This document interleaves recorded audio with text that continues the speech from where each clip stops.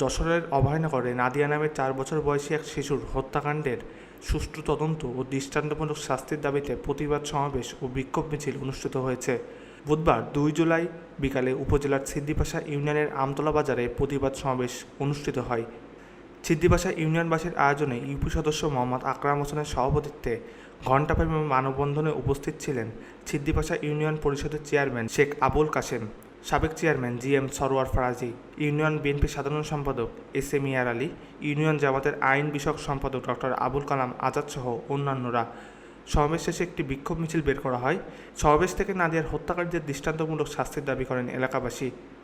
গত 21 জুন ইউনিয়নের আমতলা বাজারে পূর্ব পাশে পরিত্যক্ত ডোবা থেকে নাদিয়ার মরদেহ উদ্ধার করে পুলিশ। হাতে নিহত হয়েছে এবং এত নির্মম যেটা সহ্য করা যায় না।